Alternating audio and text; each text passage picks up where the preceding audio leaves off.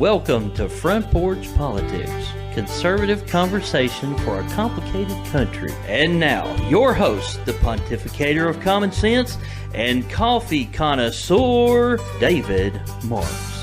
Hello, everyone, and welcome back to Front Porch Politics podcast. We have the honor today of having Mr. Ken Good on the podcast with us. Ken is the board of directors for the Professional Bondsmen of Texas.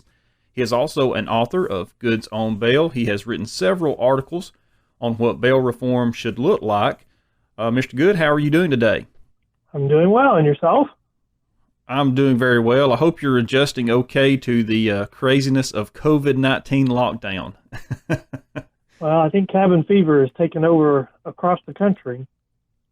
There is no doubt about that. You know, what's amazing, I actually am a runner, and I like to get out and exercise, and I have found myself upping my game and doing that just because I am a worker also, and I have found that I am getting bored just being at home, so I'm ready to get life back to normal. I understand. I think people have reacted one of two ways. They've either done that or they've gone to the refrigerator over and over and over, and I probably fall in the latter category. Well, I have found myself doing that also. So, well, Mr. Good, it is a pleasure to have you on today. One of the things we have learned during this coronavirus outbreak and the COVID-19 is that we have seen where there has been a big push in our country to have inmates released from facilities. And this is not just in Texas, which is your home state, and in other states they're doing this also. Advocacy groups are fighting to have prisoners released. Give me your thoughts on this. Well, you know, the COVID-19 is not our first rodeo with problems that have gone all the way into the jail. We've had SARS, we've had H1N1. Jails are always fighting tuberculosis and other diseases that are easily transmittable. And so that, you know, even a really bad flu season, we don't close the jails. But what's different this time is we have these, you know, our friends on the other side, these activist groups, that are threatening these people. So we have, I like to call this a perfect storm. We have a virus that actually the complication is you may need a respirator for a couple of weeks, and that can be expensive for counties, for people in the jail. And then you've got activist groups saying, if you don't let people out, we're going to sue you. And they mean it, because they sue if you don't. And it's kind of like, we don't want criminal justice reform, we want criminal justice surrender. And so that's what we're in the middle of right now.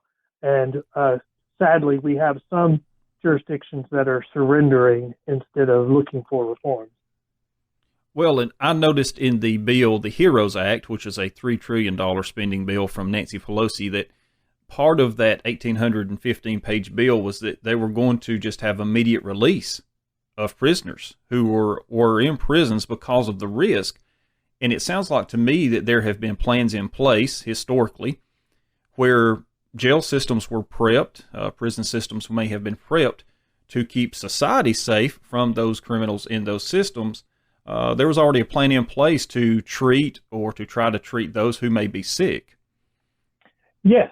And, probably the biggest problem we have, and like in Texas, is we don't have probably proper treatment for mental health patients, and sometimes our jails are the biggest mental health facilities in that part of the state. And so I think, we have been developing, or the jails have been taking on yeoman's work of doing other things other than just housing criminals. And what we're seeing is that the cost of that is what's really pushing these people who are reforming, or the county, when they're saying that they're wanting to make changes, it's because of the cost. And then you have these other people who are friends on the other side who are saying that these people shouldn't be held accountable because they're poor. It starts out with poor people, and then it goes up to, well, we just want to be fair to everybody, and then it just becomes you have no accountability, and that's where we are now. We shouldn't have any accountability, and we should just let people go. They will say, well, there's studies that show that, incarcerating people doesn't really have an impact on crime. And so, but when you look at the studies, that's one of the things I was doing this morning, is you've got one advocacy group citing a study released by another advocacy group, and they're using that as authority for their position. So it's like me saying my brother says this, and that's authority. It's ridiculous. So they're using circular reasoning to try to accomplish their goal. That's a really good way of saying it, but yes, they are. They're using circular reasoning. They're just supporting each other's arguments to try to get to the result that they're threatening people to get to. Yes, sir. Well, I'm a conservative, Mr. Good, and I believe that we do have to have the rule of law in our country. I think that it is what makes our country function. It keeps our people safe. So I have my own personal opinions on the wholesale release of these inmates. I don't think that's a good idea, but you're the expert in this field. You're someone who does this, and you've studied this. You have the legal mind to back that up. So, taking COVID-19's health risk into account, why is the wholesale release of inmates from jails and systems not necessarily a good idea? Well, it's not a good idea, or worse, it's a bad idea, because it removes accountability. I mean, I don't have any problem with us looking within the jail and saying who has changed, who has made progress, like gotten a GED. I mean, probably the biggest impact on someone's recidivism rate is getting an education or improving themselves in the jail. So if we make find individual examples and we make exceptions for them because we see progress, I'm all for that. But what we're doing is we're doing carte blanche. And as a result, you see stories across the country. We started keeping track, or I started keeping track, and I started saying, okay, well, here's a guy who was rearrested within 37 minutes. And then here's a guy, a new record. He was arrested within 20 minutes. And then here's a new record. A guy commits a new crime within 10 minutes. And it's not just, theft. He's carjacking, strangling an 11-year-old child because the mother won't give him the keys to the car. Within 10 minutes of him being released from jail because they're showing him mercy. We have thrown out. He should have never been released. He should have never been released. And we have this example that's just awful out of Houston, where a guy with mental issues has been arrested over 60 times in the past. And he had 2 felony charges currently. He was given 2 PR bonds. We've shown him so much mercy. That's all we've shown him, so that he could go to a mental facility. And he runs out and runs away from the mental facility. And he stabs and kills this 80-year-old woman outside of Walgreens. She's on a cane. All you do is push her over. And the police come, and there's a shootout, and they kill him. But this 80-year-old woman should have never been killed. He should have never been out of jail. Well, that brings me to, I guess, my next question is the public safety. Do you feel public safety is legitimately at risk? Is there a concern that the release of the prisoners are going to, that are charged with these heinous crimes, when we release them, are we putting the public at risk? Yes, and not just when we release them. When we release them with no supervision. I mean, we're just giving them a PR bond, or in California, they're releasing them with no bond. What we're telling them is, you can do whatever you want. This is your get out of jail free card. If we had reduced their bonds or set reasonable bonds so that more of them could post bonds, they could get out with a bondsman who's supervising them. We make people report to us once a week. I mean, it's kind of like, think of it as they're paying for their own supervision, but somebody's watching them. And more importantly, what no one's thinking about during this time is, how are we going to get all of these people that have just been released to go to court when it's time? We're just building up backlogs, and we already have proven that people released on these methods have a 50% failure to appear rate. That's what happened in Harris County. That's a recipe for disaster. So how are we going to get these people to show up? You're going to get them to show up again when they commit a new crime. And that was a question that I was going to ask is, we know that, and you've given the good statistics there, that failure to appear rates are going to rise because of this. Mm-hmm.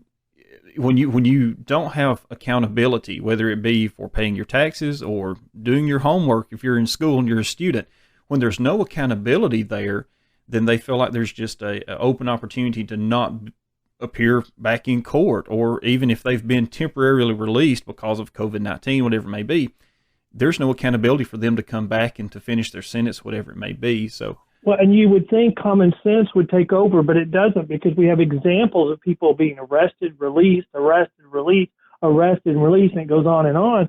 And, these people are watching. I mean, they're watching and they're saying, well, shoot, they're not going to do anything to me, or they're not going to do anything to me right now. So they're getting a free pass. And so they're listening and they're going, okay, I can go do more stuff. I can go do worse stuff. We have rising numbers of examples of, not just burglary going up, business crime going up because businesses are vacant or were vacant. You've got murder rates going up because people are going, hey, they're not doing anything to me, so maybe they won't do anything to me if I do a little more. It's a sad situation. Well, and I agree with you 100%. And I think the media misconstrues this because we have seen where they're putting out there that only the low level or the non-risk offenders are the ones being released. But that's not the case, is it? No. In fact, in California, it's the worst example, because they'll say, oh, we're not releasing dangerous people. But what they're not saying is they had reclassified a bunch of felony crimes as misdemeanor. And now they're saying, well, their felony crimes are down. Yeah, they're down because you've reclassified a bunch of them to be misdemeanors instead of felonies. And, the problem we have, the reality is that we don't have that many people in jail that didn't earn it. And earning it is, you're a repeat offender. And so the story that we don't want to take advantage of the poor, we don't want to take advantage of the first-time offenders, we wouldn't have this problem if we had a whole bunch of those. We wouldn't be talking about the release of murderers, the release of people who've committed serious crimes. They're doing that because they believe, wrongly, I think, that they need to open up this space, and they're out of fear they're going to be sued. And so they say, well, we're only going to release the nonviolent people. But over time, it's just, they've quit talking about nonviolent because they're releasing violent people as well. And the statistics, the people who keep getting rearrested, show that too. But that's going to get bigger as the more and more people are listening that, hey, there's no consequences if you do something else.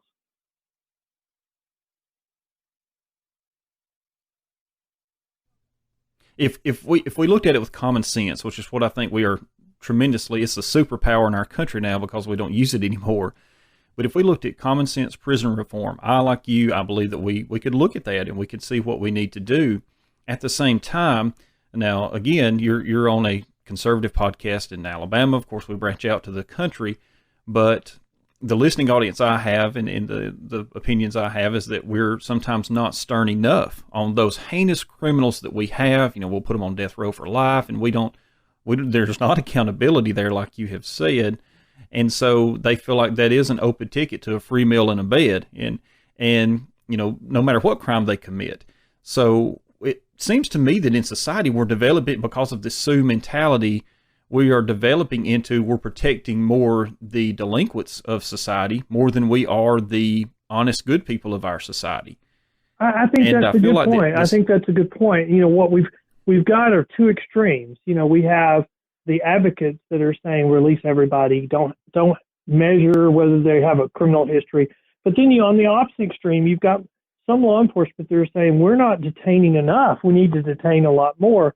And the problem with that is the cost of that is substantial. And, look at the federal system. When they changed their system to allow preventative detention, suddenly their detention rates went way up pre-conviction, and now over approximately 70% who are arrested in the federal system are detained before their cases are completed. So, I mean, if you look at those two extremes, you go, well, the private bail system is not an extreme either way. It's a compromise. It's a middle ground between the two extremes. And when you look at what is common sense, like you said, what does common sense bail reform look like? Well, you got to start with, does it make the system better? I mean, if you're looking at fairness, that's not a measure of whether you're making the system better. In fact, you don't care whether you do damage to the system out of a goal of reaching fairness. And I think saying fairness to try to improve the system is just such a misnomer, because the problem we have in our largest areas is, how do you process large numbers of people quickly and efficiently through the jail? And what these groups, the first thing they attacked was bail schedules, because that allows anyone who can afford to bypass the jail, they can do that. And what these groups don't realize is when you do that, you're overwhelming the magistrate system, and they have no time to determine who to use their discretion on, who not to. We need to get as many people away from the system. If they can afford it, great, so that the magistrates can concentrate on what's left. Because when you set up a process that they can't manage, then they're just going to resort to releasing everybody, which causes forfeiture rates to skyrocket, which causes numbers of pending cases to go way up. Harris County's had pending cases for the misdemeanor courts double in the last year or so. That's a recipe that will shut down your criminal system. And that was before the COVID-19. I'm sure their dockets are going to be doubled again when they start meeting, because in Harris County, they didn't stop filing cases. They just didn't take you to the jail. And so the numbers of pending cases are going to be so high. How do you get people to court? And how does the court function if every time you meet, 50% of the people scheduled to be there don't show up? You can't. And that's why that's one of the reasons why I'm optimistic, because I met with one of these plaintiffs' attorneys who's pushing all these reforms, and I told him, I said, do you even realize what you're doing? You're setting up a system that cannot sustain itself. It will do so much damage to the criminal justice system that it will have to be thrown out. And the problem is, you'll be gone, your friends will be gone, and all the people that oppose what you were suggesting, we'll all still be here, and we'll be the ones fixing what you did. And he thought I was crazy. The mess you created. Yeah, he thought I was crazy, and we're now seeing it. Well, and again, that goes back to not having the common sense. And I know this interview went by so fast, Mr. Good. We have got to get you back on the podcast in the future, maybe in the month of June. If you look at your schedule and you have some time, we would love to have you come back and be on. But before we go, our time's just about up. I would like for you to tell us about your book, Goods on Bail, where people can find that. Give us a little bit of information about where they can reach out for information about you and the book you've written. Well, Goods on Bail is a practice guide for the bail bond world in Texas. It has the statute. There's 3 different statutory chapters that govern bail, and so it sets out those regulatory schemes and also the case law that interprets them, so that if you practice in that world, either a bondsman or attorney representing bondsmen, you will have a little summary of our law that's applicable. And there's a whole bunch of law that you think is applicable, but it's been reversed and it's no longer applicable. People who want more information on stuff that I've talked about, they can go to the pbtx.com, which is the website for the Professional Bondsmen of Texas. You can go to our Facebook page. We have a Twitter account. And our blog is updated multiple times a day with new information where we're highlighting bail stories across the country. And if you want to keep up, you can even sign up for our newsletter on our website. Awesome. Well, Mr. Good, we will definitely put links in our show so the audience can go find information about that. And again, like I said, it has been a pleasure having you on. I feel like that we just saw the very top tip of the iceberg here, that we definitely want to have you back. Maybe we can do a 2-part series next time and let you go into further when you, of course, start seeing more statistics come in. We thank you so much for being on the podcast today. And again, we want you to come back to Front Porch Politics anytime that you would like. Well, thank you very much. It was my pleasure. It was a lot of fun. Front Porch family, be sure to go check out all of the links at davidomarks.com. You can also find out more about Mr. Ken W. Good at the website pbtx.com. Also, you can subscribe to the podcast on iTunes. We have links inside the show notes.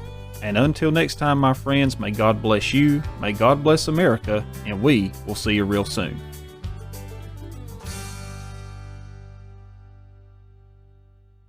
Thank you for listening. For free resources, additional podcasts, and to join the Front Porch newsletter, please visit davidlmarks.com.